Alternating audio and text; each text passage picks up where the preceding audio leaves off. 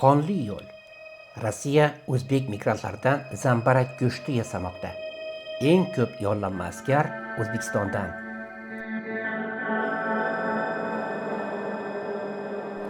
Ukrainadagi bosqinchilik urushida Rossiya qurolli kuchlari safida jang qilgan O'zbekiston vatandoshlaridan iborat qurbonlar statistikasi juda xavotirli manzarani aks ettirmoqda. Mavjud ma'lumotlarga ko'ra, bizga hozirgacha 481 nafar O'zbekiston fuqarosining Rossiya armiyasi safida turib bosqinchilik urushida halok bo'lgani yoki bedarak yo'qolgani aniq ma'lum. Bu raqam to'liq emas va haqiqiy yo'qotishlar bundan bir necha barobar ko'p bo'lishi mumkin. Bu statistikaning biz uchun yanada ayanchli jihati hozirgi kunda O'zbekiston aniqlangan xorijiy yollanma askarlar soni bo'yicha Rossiya qurolli kuchlari safida yetakchilik qilmoqda. Urushda jang qilgan yoki jang qilayotgan O'zbekiston fuqarolarining nomi aniqlangan soni kamida 2715 nafarga yetgan. Eng achinarlisi, bu raqam yildan yilga keskin oshib bormoqda. 2025-yilning birinchi yarmida qariyb 1300 nafar o'zbek Rossiya armiyasi tarkibida urushga jo'natilgan. Bu statistika yuzasidan qo'shimcha ma'lumotlar qisman BBC va Media Zona nashrlarida ham keltirilgan.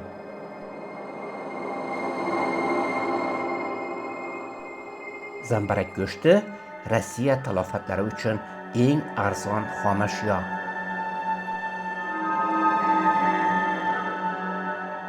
2025-yilda Rossiyaga 1,800,000 ga yaqin O'zbekiston fuqarosi asosan mehnat migranti sifatida kirib kelgan.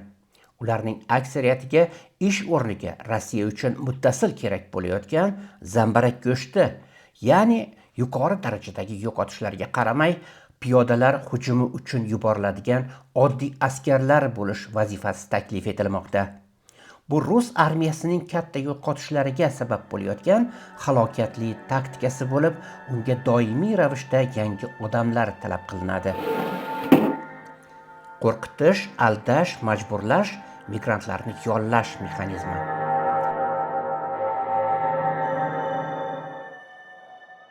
Rossiyada mehnat migrantlari yollovchilarning asosiy nishoniga aylangan.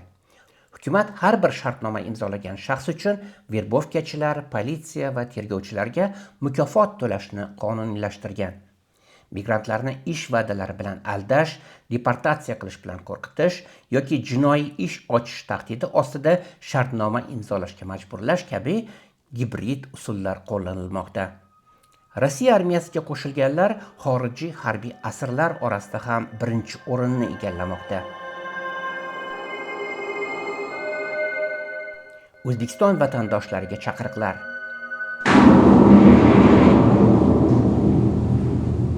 O'zbekiston hukumatining Rossiyaga ketayotgan fuqarolarni urush xavflaridan ogohlantirish bo'yicha sa'y-harakatlari aniq yetarli emas. Buning oqibatida o'zbeklar Rossiya bosqinchi armiyasining zambarak go'shtiga aylanishda davom etmoqda va bu yuzadan tarmoq faollarining chaqiriqlari ham yangramoqda. Hozirda ayni vaziyatga tushgan o'zbek migrantlari va boshqalar uchun yordam tariqasida tuzilgan hayotni saqlab qolish va asirga tushish, yashashni istayman, хочу жить loyihalari mavjud.